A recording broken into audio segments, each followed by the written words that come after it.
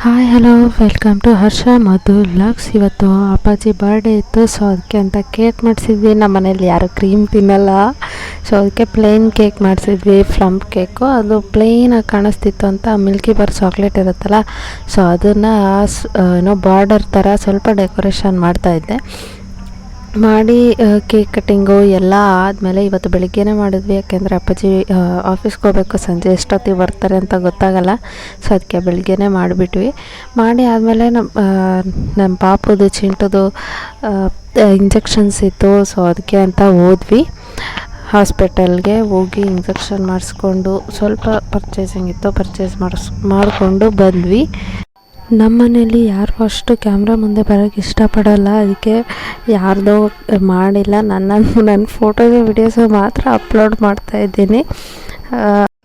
ಹಾಗೆ ನಾನು ಮಾಡಿರೋ ಕೇಕ್ ಮೇಲೆ ಮಾಡಿರೋ ಡೆಕೋರೇಷನ್ ಹೆಂಗಿದೆ ಅಂತಲೂ ಕಮೆಂಟ್ ಮಾಡಿ ತಿಳಿಸಿ. ನನಗೆ ಇನ್ನೊಂದು ಟೈಮ್ ಸ್ವಲ್ಪ ಇಂಪ್ರೂವ್ ಮಾಡ್ಕೋತೀನಿ. ಅಪ್ಪ ಅಮ್ಮನ ಬರ್ಡೇ ಅಥವಾ ವೆಡ್ಡಿಂಗ್ ಏನೋ ಅಷ್ಟೇ ಮಾಡಬೇಕಂದ್ರೆ ಮಕ್ಕಳಿಗೆ ಎಷ್ಟು ಖುಷಿ ಇರುತ್ತಲ್ಲ, ಸೊ ಅದೇ ಖುಷಿ ಕೂಡ ನಮಗೂ ಇರುತ್ತೆ. ಸೊ ಅದಕ್ಕೆ ಮಾಡಿದ್ವಿ.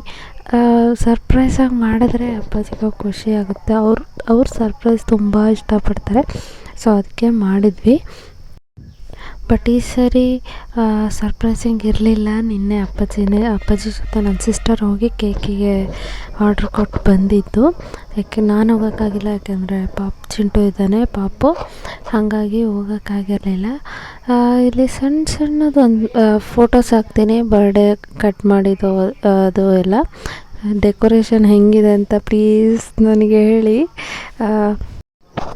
ಸಣ್ಣ ಪುಟ್ಟ ಫೋಟೋಸ್ ಅಪ್ಲೋಡ್ ಮಾಡಿದ್ದೀನಿ. ನಾನು ಒಂದು ಚಿಕ್ಕದಾಗಿ ಗಿಫ್ಟ್ ಕೊಟ್ಟೆ.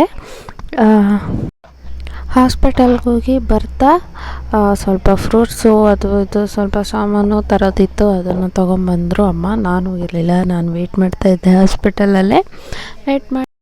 ಸೊ ಇವತ್ತಿನ ವಿಡಿಯೋ ಇದಾಗಿತ್ತು.